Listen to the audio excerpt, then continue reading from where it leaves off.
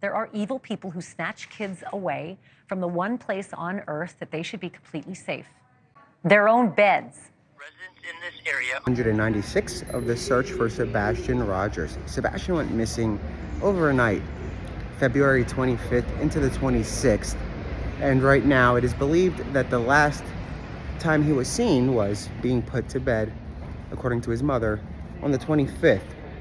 The next morning, when she went to wake him up for school, he just wasn't there. So obviously Dog has 24 people in Tennessee right now as we speak. And they're not out in like fields, right, searching for anything, because we are going under the assumption that Sebastian is alive. That's the assumption, that's the overwhelming consensus within the groups investigating, whether it be officials or private investigators or contractors or assets or anybody else that's coming down, right? So in the coming weeks, as information starts to come in and as Dog's team gets a better understanding of who's doing what network initiated what. And when I say networks, typically in manhunts, you guys know, like, it's a criminal network and stuff like that, but in this case, it's a different kind of network. It's a network, the social network. There are a lot of impediments that happened early on in the case, and it's not so much what it has to deal with is people providing false information to YouTube creators, and the YouTube creators obviously are listening because those people have good information, right? So that's Saturday.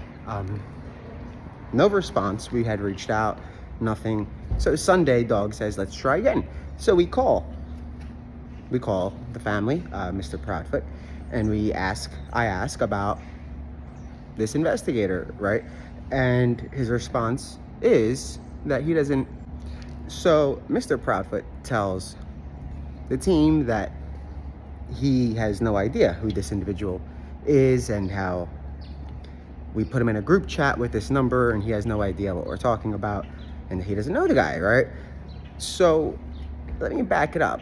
A day or two before that, we had gotten a message from somebody that took a screenshot that said it was from the Proudfoot, Mr. Proudfoot, claiming that he did not hire Steve Fisher. It was a very nice message, that just denying that he had hired him, right? Which is why Dog had asked us to reach out. So Sunday comes around, Sunday being this Sunday. And again, we had reached out to Mr. Proudfoot, this time being by phone. Dog had asked that we call from the tip line. So we call him from the tip line and ask about this investigator. Again, we are told very respectfully that he did not hire an investigator and he has no idea what we're talking about.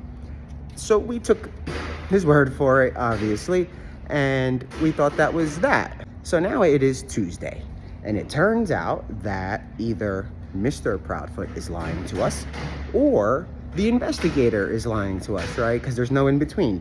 The investigator tweeted out that they would only contract a licensed person, yada, yada. Sir, just so you know, we have licensed investigators in Tennessee that are contracted out by the company. So we took it as originally, we thought maybe somebody had sent us that screenshot to try and get us to put it out there and say, oh, this guy was not hired, so they can debunk it. And then team up and say, see, they don't know what they're talking about. That's not the case, guys. We don't post stuff on X and Facebook and YouTube until the time is right, and the time is right now. And that's how we operate. Essentially, we ask a question, and if you answer and you change your answer and you make out that we are lying, kind of, so now you have one man who says he was retained.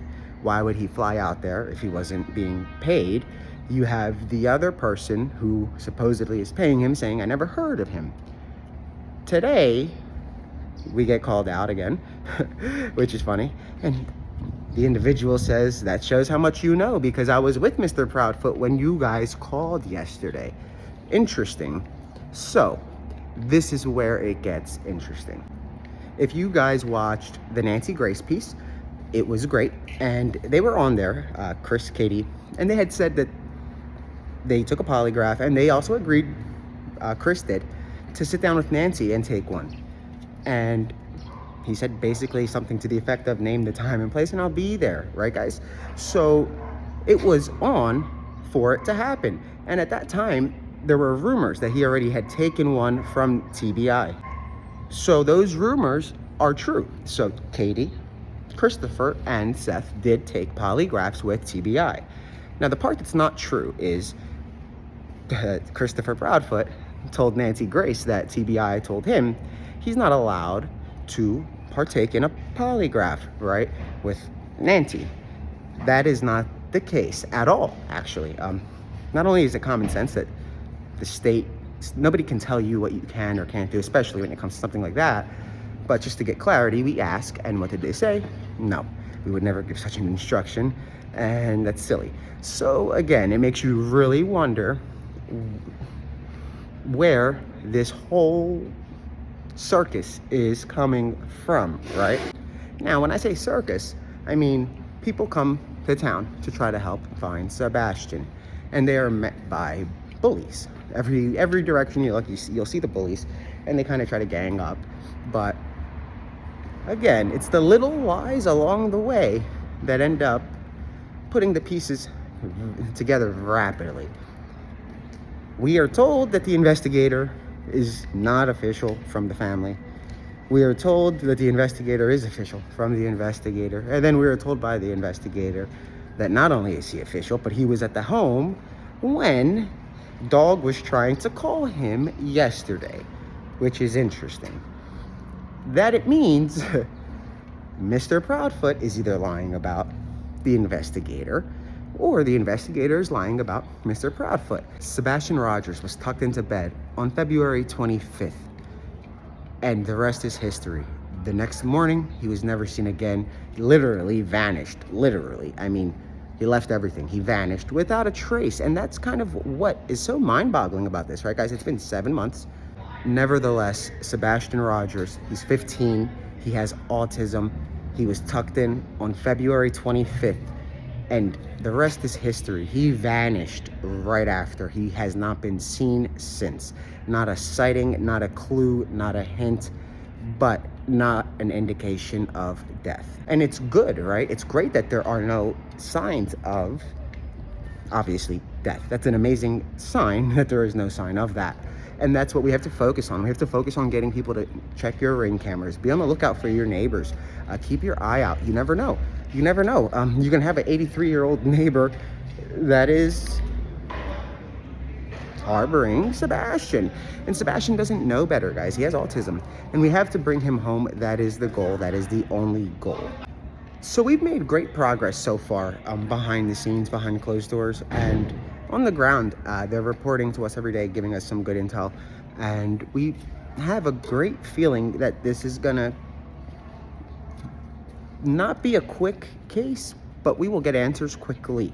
I'll put it that way. Dog is working around the clock with his team. They are really good people, like amazing people. And I hope that you guys get to see them. And I'm sure you will when Dog touches down in Tennessee. I'm sure you'll get to see the team, right? Not the whole team, but you'll see some of them with Dog when he is in Tennessee, lighting it up, hosting a press conference, and getting awareness out for Sebastian. We are here to find Sebastian. We're not going to go anywhere until he's found. So again, for the people that are coming at us, the trolls, the bullies, keep coming. We're not going anywhere. All we want is Sebastian found and brought back home. Again, I can't encourage you enough. Please call TBI if you see something, if you hear something, if you know something. You can also call Dog the Bounty Hunter at 833-TELL-DOG. You can send a text to 332-252-3636. You can send an email to tips@manhunts.1. So it's TIPS@MANHUNTS.ONE.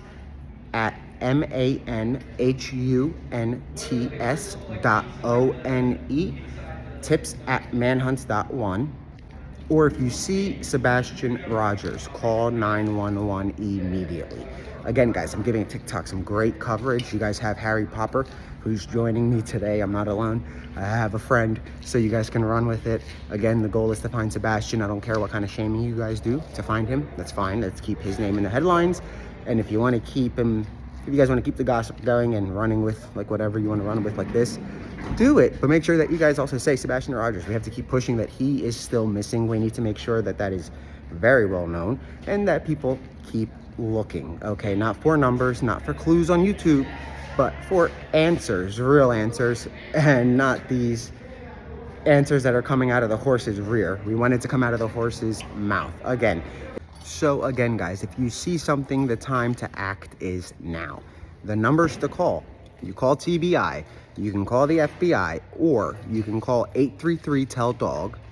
You can send a text to 332-252-3636, or you can email tips to tips@manhunts.one. The more the better.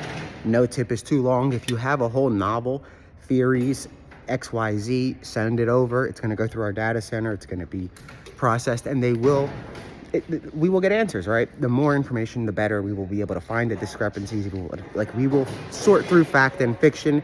So if you send us fiction, we'll find out if it's a fact or not. But we want that. We want that stuff to come in. If we need it to come in, keep sending tips. Keep spreading the word.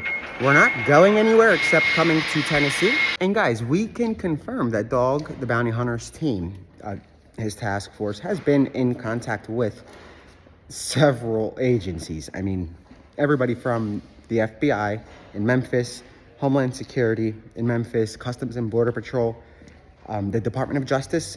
Today we spoke to the Department of Justice. So again, there are updates behind the scenes happening. When I say updates, I don't mean like news updates. I mean, there are updates as far as search efforts, resources, assets. Again, like I just said, I guess the newest information that we have is the contact that was initiated with the Department of Justice is going to be a good one. And we'll have more on that later. And it's not to investigate what happened. It's to find Sebastian. And they actually have task forces that are dedicated to finding missing teenagers and children, and also individuals with like autism, right? Those teams are the maestros when it comes to searches like this. So if you guys have like a rumor that you heard online dating back to March even, or the first day, something that was said on YouTube, something that was said by somebody involved in the case, whether it be the dad, the stepdad, or the mom, or anybody else, a neighbor, anybody, what you guys can do is email the tip line, and we will, at the end of the week, every Friday, our plan is to submit about 10 bullet points of stuff that we know they will clarify on, all right? Stuff that we know they want to debunk. That way the focus stays on Sebastian. So again, if you see something, call 911. You can also call 833-TELL-DOG, or you can send an email to tips@manhunts.one, or send a text to 332-252-3636. Again, 332-252-3636, 833-TELL-DOG, tips@manhunts.one, call TBI or 911.